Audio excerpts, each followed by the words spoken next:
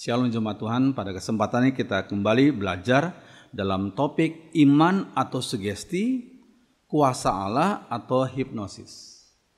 Ada hal-hal yang mirip-mirip, tapi kita mau pelajari bagaimana kita sebagai anak Tuhan dibimbing oleh Roh Kudus dan oleh firman Tuhan. Mari kita berdoa.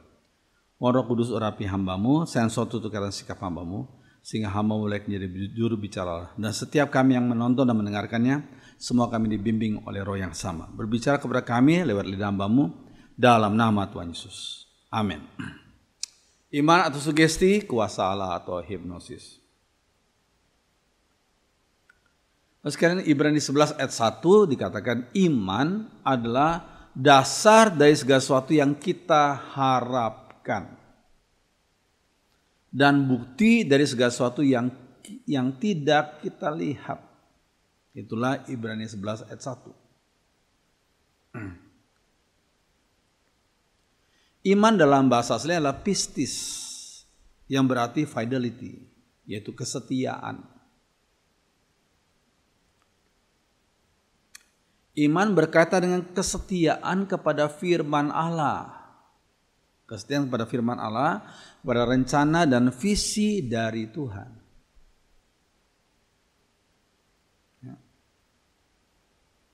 Nah, visi yang benar itu datang dari Allah. Visi yang benar itu datang dari Allah. Kisah Rasul 16 ayat 10.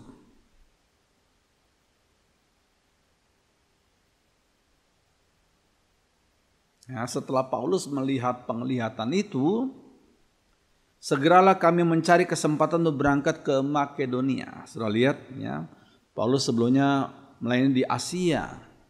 Dan akhirnya Tuhan membuka jalan, memberikan dia penglihatan dari Makedonia. Ya. Sekarang adalah Eropa, ya.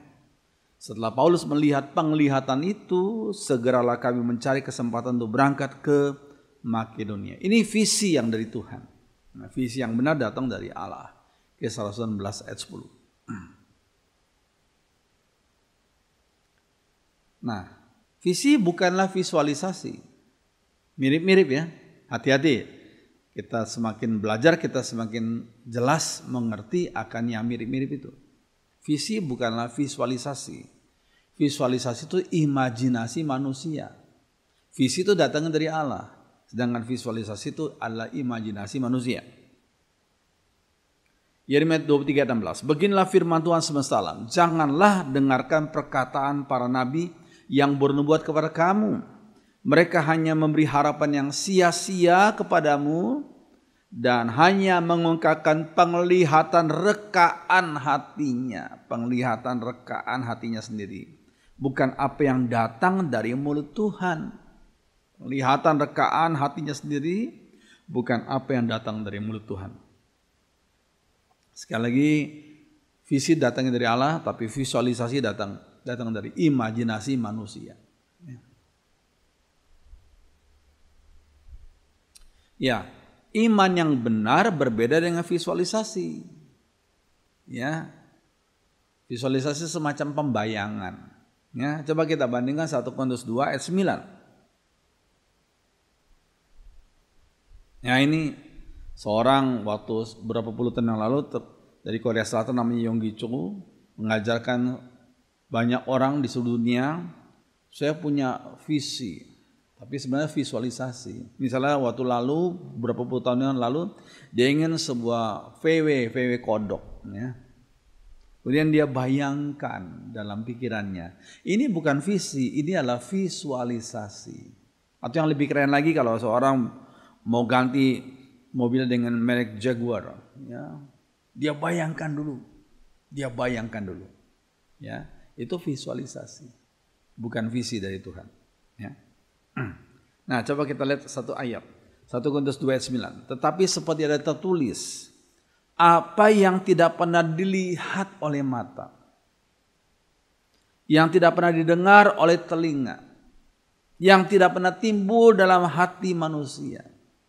Gak pernah dilihat oleh mata, gak pernah didengar oleh telinga, gak pernah timbul dalam hati manusia. Semua yang disediakan Allah untuk mereka yang mengasihi Dia, yang taat pada firman-Nya. Ya. Jadi Dikatakan apa yang nggak pernah dilihat oleh mata, nggak pernah didengar oleh telinga, dan nggak pernah timbul dalam hati manusia. Jadi sekali lagi visi dari Tuhan tuh nggak pernah dilihat oleh mata, nggak pernah didengar oleh telinga, dan nggak pernah timbul dalam hati manusia. Yang selalu timbul dalam hati manusia itu visualisasi. Ya, firman Tuhan berkata semua itu yang nggak pernah dilihat oleh mata, didengar oleh telinga, dan nggak pernah timbul dalam hati, semua yang disediakan Allah untuk mereka yang mengasihi Dia. Ya. Oke. Nah, apakah benar perkataan sebagian orang yang menekankan pada asal percaya saja semua sakit hilang? Karena ada satu lagu sekian puluh tahun yang lalu, bilurnya sungguh heran, asal percaya saja semua sakit hilanglah. Apakah benar itu? Apakah yang menciptakan lagu ini dan yang menyanyi, yang sering menyanyi lagu ini gak pernah sakit? Asal percaya saja semua sakit hilanglah. Nah, ini kita perlu paham. Yang menentukan kesembuhan itu bukanlah iman atau percaya seseorang, tetapi kehendak Tuhan. Kehendak Tuhan. Ya, sekali lagi yang menentukan kesembuhan bukanlah iman atau percaya dari seseorang, tapi kehendak Tuhan. Lukas 5 ayat 12 sampai 13. Ya, Lukas 5 ayat 12 dan 13 berkata, pada suatu kali Yesus berada dalam sebuah kota. Di situ ada seorang yang penuh kusta. Ketika ia melihat Yesus, tersungkurlah ia dan memohon, Tuhan, jika Tuhan mau, Tuhan dapat mentahirkan aku. Masalahnya Tuhan mau nggak? Itu yang terpenting dalam menantikan satu mujizat. Tuhan mau nggak? Bukan apakah aku mau, tapi Tuhan mau nggak? Teologi kita harus teosentris, pusatnya pada Allah, bukan pusat pada diri kita sendiri. Ya, ya, ingatlah pemberian Tuhan selalu yang baik bagi umatnya, seperti firman dalam Yakobus 1:17a. Jadi ya, selalu yang baik bagi umatnya. Ya. Yakobus 1 dikatakan setiap pemberian yang baik, hadiah yang sempurna datangnya dari surga, diturunkan oleh Allah. Pemberian yang baik, hadiah yang sempurna. Apakah yang kita anggap baik apa yang kita anggap baik belum tentu sesungguhnya baik. Nah, itu kita perlu pahami. Seorang anak kecil umur 5 tahun maunya baik, semuanya baik menurut dia. Tapi bagi orang tuanya, kalau kamu terus main-main seperti ini, kamu gak bertumbuh. Jadi saudara sekalian, apa yang kita anggap baik belum tentu sesungguhnya baik. Mungkin bersifat merusak dan memanjakan. Karena diberikan pada saat dan tempat yang tidak tepat. Harusnya sudah selesai, kamu kok masih senang yang gini-gini. Atau kok kamu sudah minta yang begini pada belum waktunya. Ya, sekali lagi sekarang kita perlu pahami. Ya. Karena kondisi yang terbatas, pandangan kita hanya pendek, sempit dan parsial skopnya. Ya. Karena kondisi yang terbatas, pandangan kita hanya pendek, sempit dan parsial skopnya. Sedangkan Tuhan memandangnya dari atas, lebih luas dan menyeluruh. Ya, ini penting sekali. Ya. Oke, selanjutnya. Karena itu bukanlah faith in faith, iman pada iman. Imannya siapa nggak tahu ya. Pada pengkhotbah itu mungkin iman pada imannya pengkhotbah itu. Bukan faith in faith, tapi faith in God. Beriman kepada Tuhan, kepada Allah. His will is the best. Kehendak Tuhan itu yang terbaik. Kita harus tahu ya, sekali lagi bukan faith in faith, tapi faith in God. Ya. Oke. Iman itu bukan remote kontrolnya Allah. Bukan remote kontrolnya Allah, bukan. Iman itu bukan seperti itu. Doa Kristiani bukanlah untuk menarik turun kehendak Allah untuk sama dengan kemauan kita. Doa Kristiani bukan begitu. Itu doanya, itu perspektif doa sebagian orang lain yang non-Kristen. Ya. Doa Kristiani bukanlah untuk menarik turun kehendak Allah untuk sama dengan kemauan kita, tapi mengubah kemauan kita agar sesuai dengan kehendak Allah. Mengubah kemauan kita agar sesuai dengan kehendak Allah. Ya, di Taman Getsemani Tuhan Yesus berkata apa?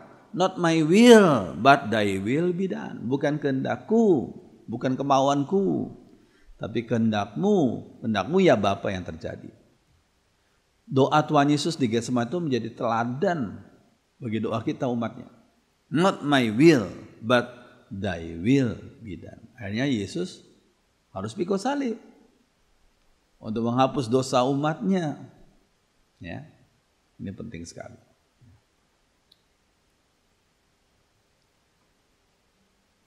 Kesembuhan yang benar tidak ditarik lagi. Nah, kesembuhan yang benar tidak ditarik lagi walaupun orang tersebut tidak setia. Nah ini.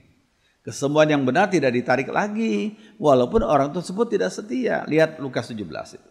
Ayat 17 sampai 19. Lalu Yesus berkata, bukankah ke-10 orang tadi semuanya telah menjadi tahir, yaitu 10 orang kusta ya? Di manakah yang ke-9 orang itu? Cuma 1 yang kembali. Tidak adakah di antara mereka yang kembali untuk memuliakan Allah selain daripada orang asing itu, orang Samaria itu yang setelah disembuhkan terdorong hatinya untuk datang kepada Sang Penyembuh yaitu Tuhan. Ya. Lalu ia berkata kepada orang itu, berdirilah dan pergilah. Imanmu telah menyelamatkan kau. Nah ini penting sekali. Ya, 10 orang kusta disembuhkan, yang kembali kepada Tuhan cuma 1 orang. Ya, sehingga Tuhan bertanya, di manakah yang ke-9 itu? Pertanyaannya, apakah yang ke-9 orang kusta itu yang gak datang kepada Tuhan, kesembuhannya dibatalkan oleh Tuhan? Saya pikir tidak. Memang Alkitab tidak mengatakannya, tidak menceritakan tentang ke-9 orang kusta yang ditahirkan itu lagi. Tapi karena Tuhan tuh Maha Kasih, beliau memberikan kesembuhan. Walaupun ke-9 orang kusta itu tidak lagi datang kepada Tuhan, ya Tuhan sudah memberikan kesembuhan kepada mereka. Ya, terus sekalian, cuma bedanya apa? Keselamatan jiwa dikaruniakan sebagai hadiah terindah jika seseorang datang dan percaya secara pribadi kepada Tuhan Yesus. Jadi seorang itu yang kembali kepada Tuhan, dia bukan hanya disembuhkan secara fisik dari kustanya, tapi jiwanya diampuni, diselamatkan karena datang kembali kepada Tuhan. Ya, yang ke-9 nggak tahu deh, karena nggak mau datang kembali. Ya, selanjutnya Alkitab tidak menceritakan tentang sejarah ke-9 orang itu lagi. Tapi kalau mereka kembali kepada Tuhan, ya diselamatkan. Kalau mereka tidak kembali, mereka hanya dapat kesembuhan fisik, tapi tidak mendapatkan pengampunan dosa dari Tuhan. Ya. Kalau kesembuhan tersebut ditarik kembali, berarti hanya sugesti dan tidak benar-benar sembuh. Nah, itu yang terjadi pada sebagian orang yang mengklaim, saya sudah sembuh, besok atau lusa kembali lagi. Jangan disebut, oh kemarin beriman, sekarang nggak beriman. Oh tidak. Berarti kesembuhan tersebut, itu yang diklaim kesembuhan itu hanya sugesti saja dan dia nggak benar-benar sembuh. Ya. Pengabaran Injil dan keselamatan jiwa-jiwa harus ditekankan. Pengabaran Injil dan keselamatan jiwa-jiwa harus ditekankan. Sedangkan kesembuhan ilahi itu tidak perlu diekspos. Sekali lagi, kesembuhan ilahi tidak perlu diekspos. Dari mana saya bisa mengatakan hal itu? Nah ini, kalau kita lihat sekian tahun yang lalu ada seorang bernama Maurice Cerullo yang gembar-gembornya ada kesembuhan ilahi. Ya, di banyak negara termasuk pernah datang beberapa kali ke Indonesia itu Maurice Cerullo yang menekankan pada kesembuhan ilahi. Ya. Tapi ingat tahun 1901 sampai 1944 ada seorang dari Tiongkok yang namanya John Sung. Gereja-gereja Tiongkok pasti tahu ini. Ya. Beberapa hari dia melakukan KKR, seri meeting, bisa 7 hari, 9 hari di satu tempat ya. Ya. Yang ditekankan apa? Pengabaran Injil, keselamatan jiwa-jiwa. Lalu pertanyaannya, apakah John Sung juga melakukan doa kesembuhan jasmani, kesemuan ilahi, menurut orang yang lebih mengerti, ya, mereka bilang Johnson pernah ada kesemuan ilahi, tetapi tidak diekspos, tetapi ditaruh pada hari terakhir dari rangkaian seri meetingnya, ditaruh di pada hari terakhir. Yang paling penting bagi Johnson apa? Orang-orang itu bertobat, percaya Yesus sebagai selamat. Itu yang terpenting. Kalau ada kesemuan ilahi itu ditaruh di hari terakhir, ya, kan dianggap tidak sepenting Injil yang diberitakan, ya. Jadi sekalian itu kata orang yang lebih mengenal Johnson daripada kita yang masih muda, ya, tidak lihat langsung Johnson, ya. Oke. Nah, selanjutnya. Oke. Hati-hati dengan orang tertentu yang lakukan kesemuan ilahi dengan gelar spesialis penyakit tertentu. Hati-hati. Oh, dia mah spesialisnya penyakit itu. Hati-hati, ya. Kesembuhan ilahi tapi spesialis penyakit tertentu. Ya, ini contohnya. Ini John Wimber, ya, sekarang sudah meninggal, ya. Seorang tokoh, pernah jadi tokoh Toronto Blessing, yang pernah disebut spesialis penyakit polio. Lalu ketika dia diwawancarai oleh wartawan, dia mengakui, Wimber mengakui, dia bilang hanya 10% yang sembuh yang dia doakan.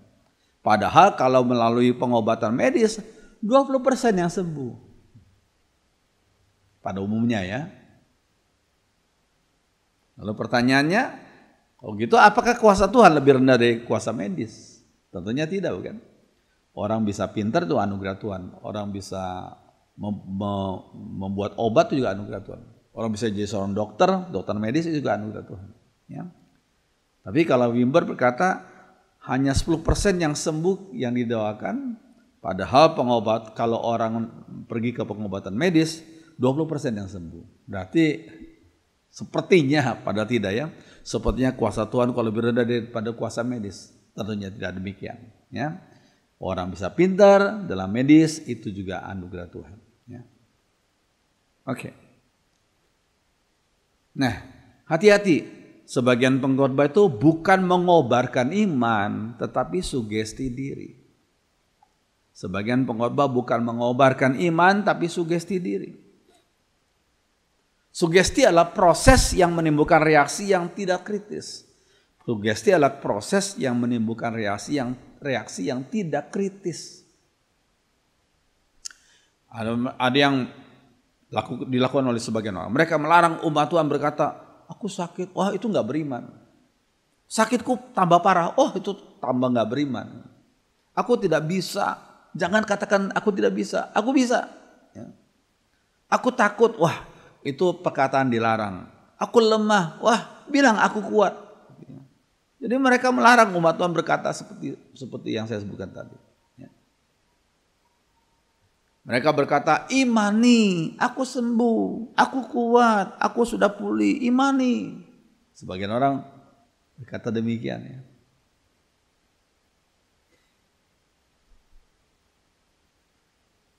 Sebagai umat Tuhan, siapakah yang imannya lebih hebat daripada iman Rasul Paulus? Ayo, pendeta mana yang imannya lebih hebat daripada iman Rasul Paulus?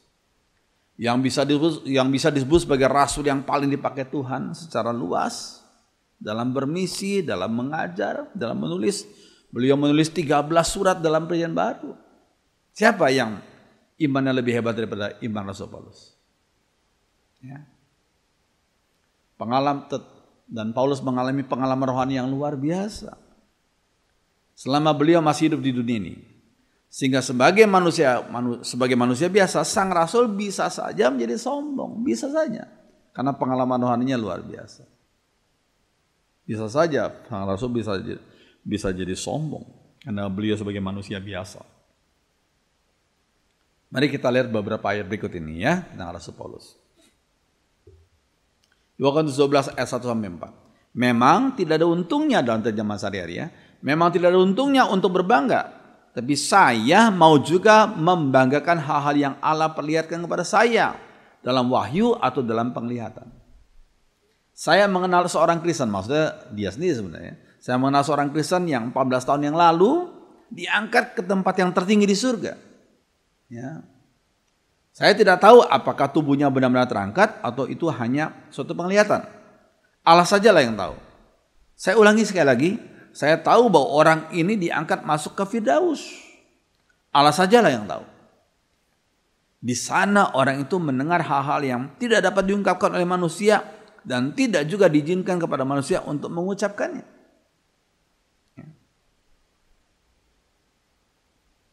Ayat 7-9. Tapi agar saya jangan terlalu sombong karena penglihatan-penglihatan yang luar biasa itu, saya diberikan semacam penyakit pada tubuh saya yang merupakan alat iblis. Penyakit itu diberikan untuk memukul saya agar saya tidak menjadi sombong. 3 kali saya berdoa kepada Tuhan agar penyakit itu diangkat dari saya. Namun Tuhan menjawab, aku mengasihi engkau dan itu sudah cukup untukmu. Sebab kuasaku justru paling kuat kalau kau dalam keadaan lemah. Itu sebabnya saya lebih senang membanggakan kelemahan-kelemahan saya. Sebab jika saya lemah, maka justru pada waktu itulah saya merasakan Kristus melindungi saya dengan kekuatannya. Jadi dalam terjemahan sehari-hari dan dalam terjemahan yang kita miliki itu dikatakan duri dalam daging.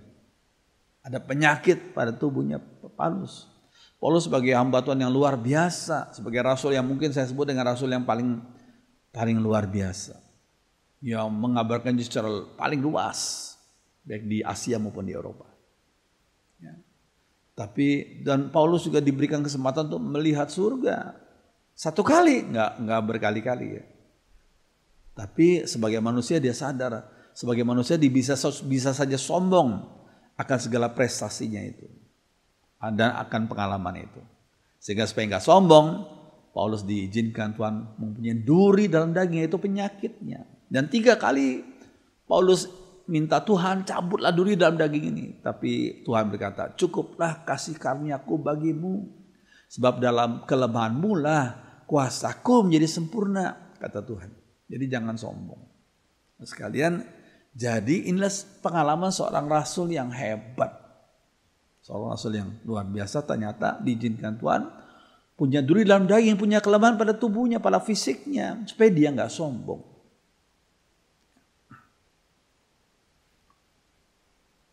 Ya, itulah kita sudah belajar satu hal. Nah, kan belajar yang berikutnya ya tentang hipnosis.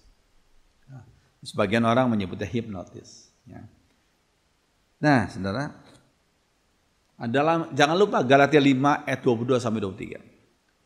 Di situ Rasul Paulus menuliskan ada 1 buah tetapi dengan 9 rasa. 1 buah tapi 9 rasa, buah Roh Kudus. Ya.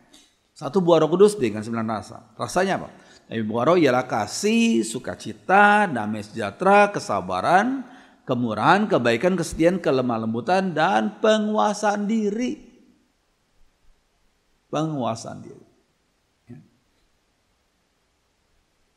Roh Kudus memberi kemampuan kepada seseorang agar dapat menguasai diri sendiri. Menguasai diri sendiri. Yang paling berat itu bukan menguasai orang lain. Tapi paling berat adalah menguasai diri sendiri. Amsal 16 ayat 32 coba.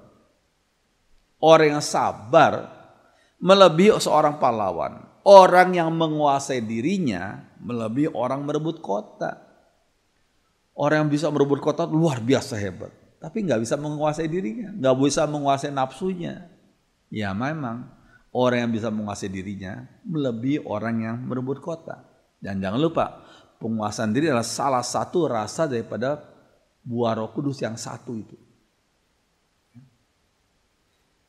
Yang mabuk anggur, Efesus 5:18, dan kerasukan roh jahat, ya, tidak dapat menguasai dirinya. Ya, coba perhatikan. Orang yang mabuk anggur tidak bisa menguasai dirinya. Demikian juga orang kerasukan roh jahat nggak bisa menguasai dirinya.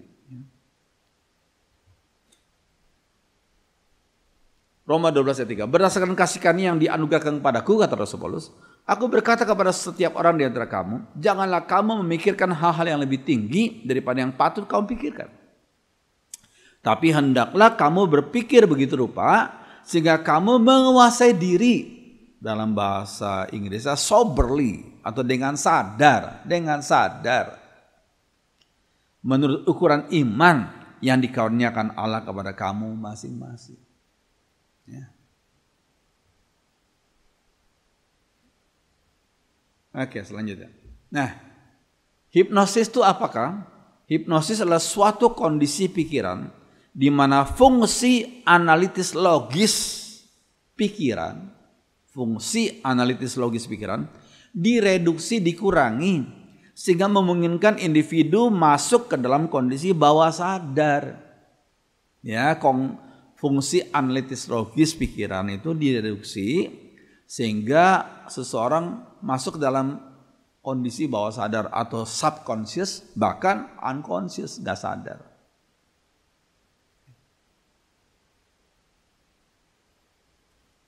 Individu yang berada dalam kondisi hypnotic trance, ya, hypnotic trance, di hipnotik ya, jadi trance dia, lebih terbuka terhadap sugesti dan dapat dinetralisir dari berbagai rasa takut berlebih atau fobia, trauma atau rasa sakit. Jadi individu yang berada dalam kondisi hypnotic trance di hipnotis itu lebih terbuka terhadap sugesti dan dapat dinetralisir dari berbagai rasa takut berlebih, yaitu fobia, trauma atau rasa sakit. Ya.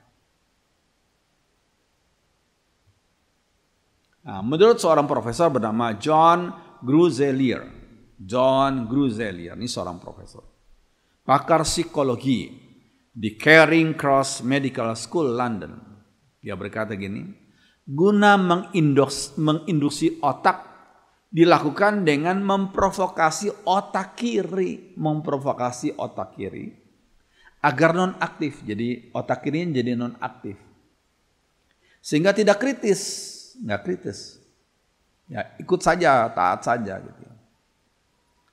Dan beri kesempatan kepada otak kanan untuk mengontrol otak secara keseluruhan. Jadi otak kirinya dibikin secara jadi nggak aktif gitu, ya, sehingga nggak kritis. Akhirnya yang mengontrol semua adalah otak kanan.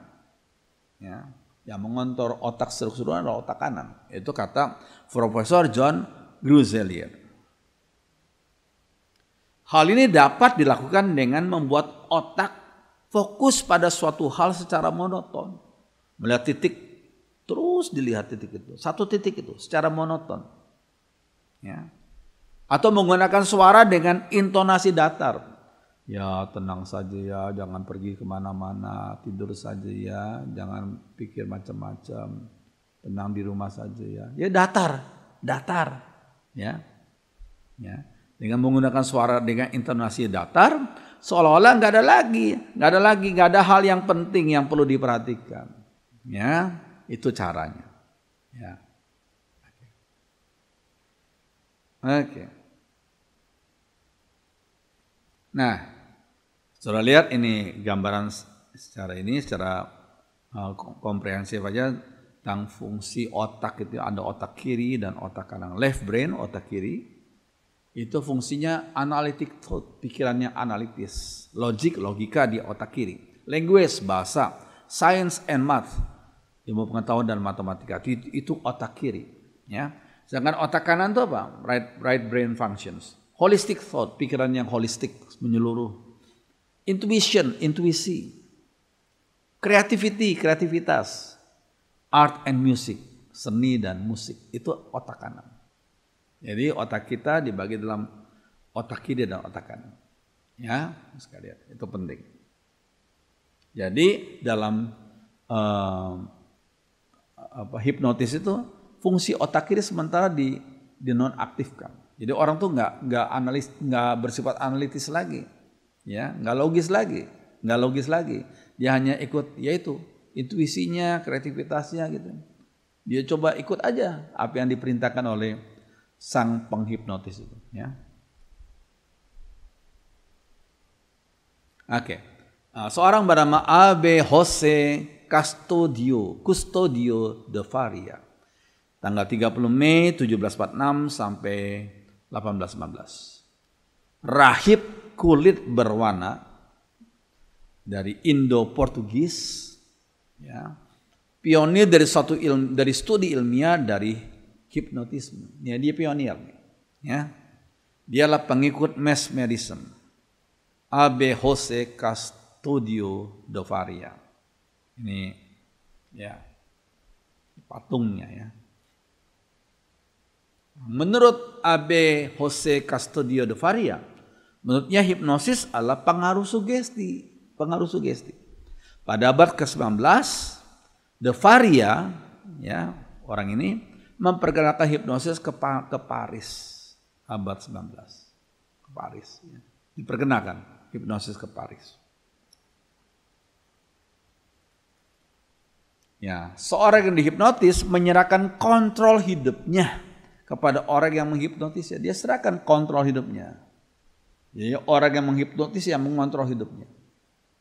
Yang mengontrol hidup orang itu. Ya, misalnya seorang tokoh ini, ya, kita tahu, ya. Keadaan terhipnotis, keadaan relaksasi, keterbukaan, dan kepercayaan. Seperti kesadaran sikap kanak-kanak. Jadi orang yang suatu hebat waktu dihipnotis jadi sikapnya kayak kanak-kanak. Ya. Selama terhipnotis, kemampuan kritis seorang berkurang sampai ke level translogik. Jadi orang itu nggak kritis lagi. Ya, ini menerima saja apa yang dikatakan oleh si penghipnotis itu. Ya, ini pada waktu lalu di beberapa stasiun TV swasta, Romy Rafael ini melakukan praktek hipnotis dan ditayangkan di beberapa acaranya, ya. Oke. Nah, orang yang dihipnotis itu bisa melihat, tapi penglihatannya tidak sesuai dengan lingkungan di luarnya. Jadi jangan kaget kalau orang dihipnotis bisa makan sepatunya sendiri seperti dia makan daging gitu. Kalau si penghipnotis berkata, makan tuh, itu daging. Dia makan, padahal itu sepatunya sendiri. Orang-orang lain tuh mentertawakannya, tapi dia nggak ngerti. Dia pikir tuh betul-betul daging gitu. Ya, ini gambar. Ya, korteks kulit luar otak. Stimulasi pendengaran sangat peka. Indra-indra lain yang dikontrol di korteks kulit luar otak sangat sensitif. Ya, sudah lihat kulit luar otak itu. Motor cortex, association cortex, somatosensory cortex, dan lain-lain. Hal tersebut menjadi penyebab si penghipnotis dapat berbicara dan mengontrol orang yang sedang terhipnotis. Dia berbicara dengan orang yang dihipnotis itu dan mengontrol kelakuan orang yang sedang dihipnotis itu. Ya.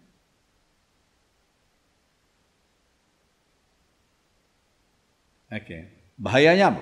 Orang tersebut telah membuka penutup pikirannya kepada si penghipnotis. Jadi orang itu telah membuka penutup pikirannya pada si penghipnotis. Ya, kalau orang menghipnotis seorang untuk ambil duitnya di bank gitu, nah itu. Ayo ambil, pergi ke bank, ambil 1M, berikan ke aku. Wah, orang yang di bawah hipnotis itu ikut saja. Dalam kondisi terhipnotis, seseorang bisa saja melakukan hal-hal yang kontradiksi dengan kemauannya. Iya. Mana ada orang mau kasih 1M untuk orang yang baru dia ketemu. Tapi dalam kondisi terhipnotis dia ikut taat pada yang menghipnotisnya. Ya.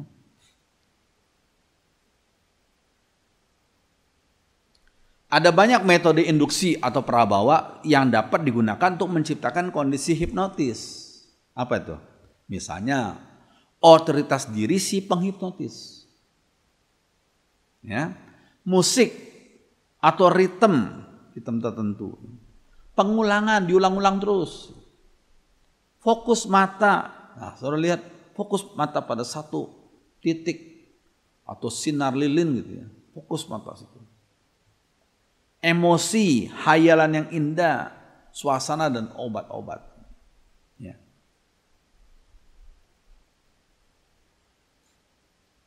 cara dan suasana penampilan Kathryn Kuhlman, ya, yang pernah hidup dan melayani di Amerika dan di beberapa tempat yang lain. Dia lahir 1907 sampai meninggal 1976, jadi 69 tahun ya. Menari-nari di panggung ketika dia diberi kesempatan untuk berkhotbah, dia menari-nari, semua lampu di tempat lain dimatikan, fokus pada dia saja di panggung itu. Ketika dia panggung, dia pakai baju putih seperti ini ya, dengan panjang ya, long dress ya. Dia menari-nari di panggung. Wah, seperti ada sosok ilahi yang datang ke panggung, menari-nari seperti malaikat. Semua lampu terarah kepadanya. Bajunya putih dan panjang. Ya. Itu semua seperti menghipnotis setiap orang yang datang. Yang datang ke acara itu. Namun yang dia klaim ini orang semu lewat KKR-nya ya. Ternyata beliau meninggal karena sakit jantung yang Tuhan nggak sembuhkan dia. Dia meninggal karena sakit jantung. Ini satu hal yang orang yang biasa melakukan doa kesembuhan ilahi, dia sendiri meninggal karena sakit jantung. Ya. Oke. Nah, ini contoh seorang lain yang bernama Benny Hinn. Benny Hinn juga nggak tahu apa ikut-ikut Kathryn Kuhlman yang biasa pakai baju putih. Ya. Nah ini. Ya. Ini juga, wah banyak orang jatuh rebah-rebah gitu ya. Oke. Suasana otoritas pengharapan orang yang datang membawa sugesti yang besar. Ya, orang memang datang untuk memang dorongan supaya minta direbahkan, dibikin rebah gitu ya oleh pengkhotbah seperti itu. Suasana otoritas pengharapan orang yang datang membawa suatu sugesti yang besar. Ya. Sekalian tumbang dalam roh. Saya tidak tahu persis. Saya dengar ketika Benny Hinn sekarang sudah bertobat dari pengajaran-pengajaran yang dahulu itu ya. Saya tidak tahu sejauh mana dia bertobatnya. Ya. Tapi kalau memang dia sungguh bertobat, dia sadar bahwa ajarannya yang dulu tuh keliru gitu ya. Ya semoga dia sungguh-sungguh kembali kepada firman Tuhan yang benar ya. Oke. Nah. Oke. Nah, ada sebagian orang yang menghipnotis diri sendiri. Ada sebagian orang yang memang suka menghipnotis diri sendiri. Para guru self-hypnosis ini pada umumnya berusaha meyakinkan orang. Hipnosis hanya memfokuskan perhatian, dia bilang itu. Gak apa-apa kok. Hipnotis hanya memfokuskan perhatian. Meningkatkan konsentrasi, relaksasi, visualisasi, dan imajinasi. Visualisasi.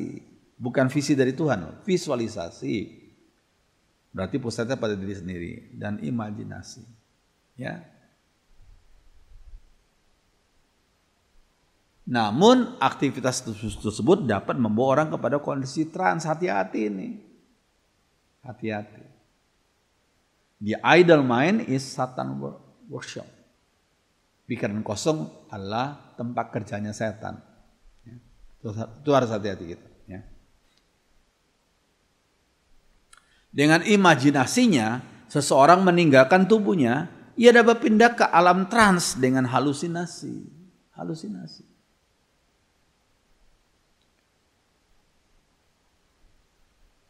Ya, seorang dokter medis mengajarkan self-hypnosis, hipnosis diri sendiri ya. Para mahasiswanya diarahkan untuk masuk ke alam trans, tidak sadarkan diri. Meninggalkan tubuh mereka, lalu kembali untuk mengeksplorasi berbagai bagian dari tubuh mereka.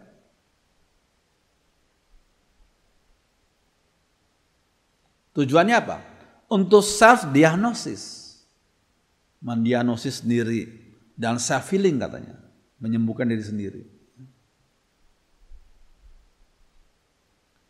Ini seorang bernama, itu juga yang diajarkan oleh Edgar Cayce, seorang okultis. Ya, roh kegelapan. Tentang self-hypnosis untuk mendiagnosa penyakit. Ya, dia coba berusaha mendiagnosa penyakit apa pada dirinya dengan self-hypnosis. Itu yang dilakukan oleh Edgar Cayce dengan para pengikutnya, ya.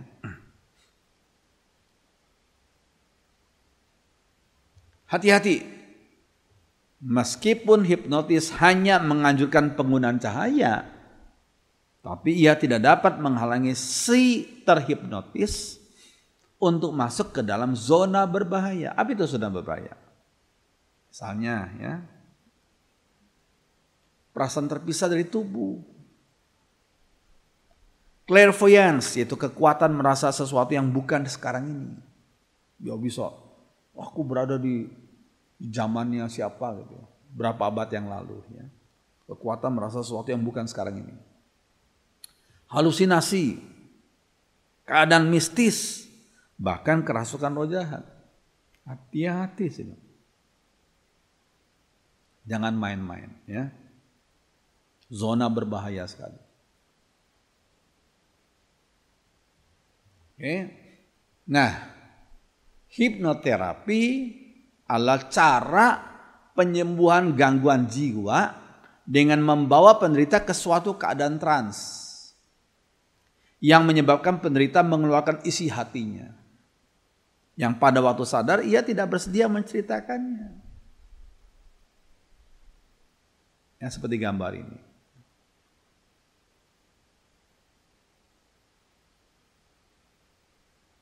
Satu cara populer penggunaan hipnosis disebut penelusuran memori dengan kembali ke masa kanak-kanak. Nah, itu katanya, ya. Kita ditelusuri memori seorang sampai kembali ke masa kanak-kanak, ya.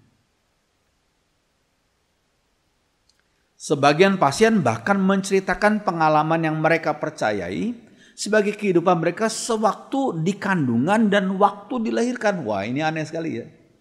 Mereka ingat kondisi waktu mereka di kandungan, waktu masih janin, ya, atau pada waktu mereka dilahirkan. Wah, masih ingat, ya. Padahal menurut psikologi yang benar itu, apa yang kita ingat itu adalah peristiwa ketika kita sudah berusia 3 tahun. Apa yang terjadi pada waktu kita berusia setahun, 2 tahun kita lupa. Ya, tapi ini orang bilang sebagian pasien bahkan menceritakan pengalaman yang mereka percaya sebagai kehidupan mereka sewaktu di kandungan dan waktu dilahirkan. Catatan, ya, ini tidak mungkin karena pembungkus mielin belum terbentuk pada saat sebelum lahir. Kelahiran dan setelah lahir untuk mengumpulkan data di memorinya. Nah, ini kita harus pahami. Jadi sekali lagi kita yang normal, kita nggak ingat apa yang terjadi pada waktu kita berusia setahun, apalagi pada waktu kita masih bayi, atau apalagi pada waktu kita masih di kandungan. Ya. Yang kita ingat adalah peristiwa waktu kita sudah berusia 3 tahun. Ya. Ya. Ada juga yang menggambarkan keadaan terbunuhnya sebagai kehidupan masa lalunya. Wah, ini kehidupan masa lalu saya waktu itu dibunuh, waduh, kepala saya sampai menggelinding. Wah, itu kan satu hal yang aneh-aneh aja gitu. Catatan, hal tersebut mungkin terjadi karena kondisi sugesti yang ditingkatkan nih. Ya, kenapa itu bisa terjadi? Karena apa? Karena kondisi sugesti yang ditingkatkan, imajinasi yang sangat bebas, halusinasi, atau bisa saja karena intervensi roh jahat. Itu harus kita pahami itu. Ya. Jangan lupa ingat Ibrani 9 ayat 27 firman Tuhan, ya. Allah sudah menetapkan bahwa manusia mati 1 kali saja. Manusia mati 1 kali saja. Bukan berulang-ulang kali. Mati 1 kali saja dan setelah itu diadili oleh Allah. Ya. Ini kita harus kembali kepada firman Tuhan yang benar. Ibrani 9 ayat 27. Ya. Oke. Ada riset yang menyatakan setelah dihipnotis, seseorang tidak mampu membedakan antara ingatan yang sesungguhnya dengan imajinasi yang diciptakan karena sugesti yang ditingkatkan. Jadi Ada riset yang mengatakan tuh, seseorang setelah dihipnotis tidak mampu membedakan antara ingatan yang sesungguhnya, memori yang sesungguhnya, dengan imajinasi yang diciptakan karena sugesti yang ditingkatkan. Dalam hal ini, hipnotis telah mencemari memori orang tersebut. Dicemari memorinya oleh hipnotis itu. Sebagian ahli menyebut hipnoterapi sebagai ritual agama karena menghasilkan efek misterius yang ditinggalkannya. Jadi sekali lagi, sebagian ahli menyebut hipnoterapi sebagai ritual agama karena menghasilkan efek misterius yang ditinggalkannya. Nah ini, misalnya ketika dihipnotis, orang tertentu bisa berhubungan dengan makhluk UFO. Wah itu kan, bisa berhubungan dengan makhluk UFO, piring terbang. Dua, ada yang mempunyai memori masa lalu dan halusinasi masa depan tentang kehidupan di planet lain. Nah ini kan aneh-aneh. Padahal manusia hanya hidup di bumi, bukan di planet lain. Tiga, ada yang mengalami trans seperti habis mengkonsumsi narkoba, transcendental meditation, dan yoga. Ada yang mengalami kekuatan spontan, psychic, clairvoyance, pengalaman di luar tubuh. Nah ini yang macam-macam aja, yang aneh-aneh ya.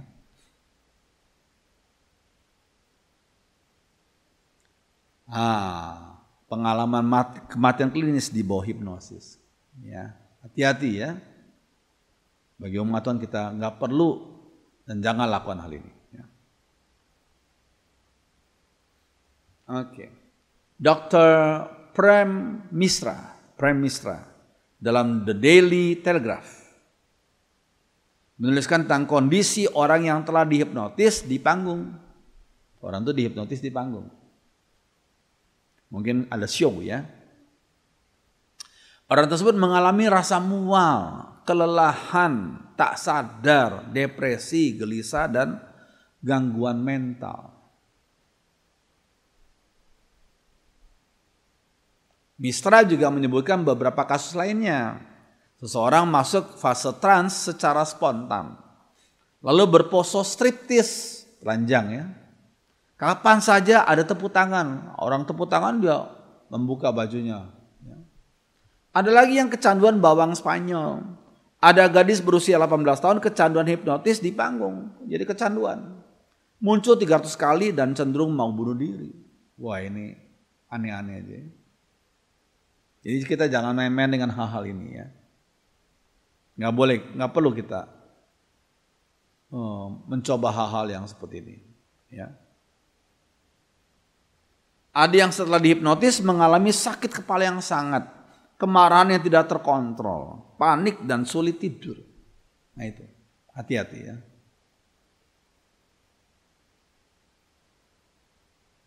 Laporan yang lain dalam The Daily Telegraph dituliskan tentang seorang yang berusia 20 tahun setelah dihipnotis oleh seorang bernama Paul McKenna. Ini gambarnya ya, sudah buka sendiri di internet ya. Ini seorang penghipnotis TV ya, Paul McKenna. Pria itu yang dihipnotis itu di refer ke unit psychiatric ya selama 4 minggu. 9 bulan kemudian kondisinya menjadi sangat buruk karena ia menganggap dirinya sebagai seorang yang berusia 8 tahun dan bertingkah laku seperti usia 8 tahun. Jadi aneh-aneh. Sekali lagi ya, aneh tidak sama dengan ajaib. Ajaib itu perbuatan Allah. Kalau aneh itu perbuatan iblis, roh jahat yang lain dan bukan. Kalau aneh itu bukan perbuatan Allah. Ajaib itu perbuatan Allah. Ya. Akibatnya dia harus selalu didampingi oleh seorang dewasa setiap saat.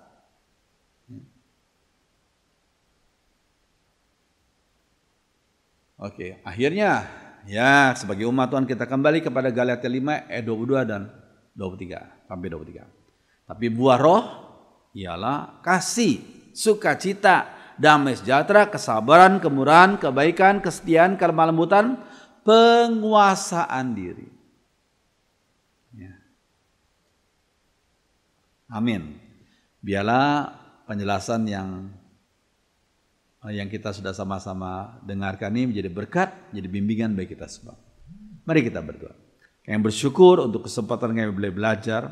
Roh Kudus tolong kami, hamba-Mu yang Kamu sampaikan masih punya banyak kelemahan. Tapi Roh Kudus bimbing kami sehingga kami boleh memahami firman dengan benar dan mempraktikkan dalam hidup kami sehari-hari. Sehingga kami bisa menjadi orang-orang yang beruntung karena kami mengenal kebenaran. Terima kasih. Dengarkan doa kami dalam nama Tuhan Yesus. Amin.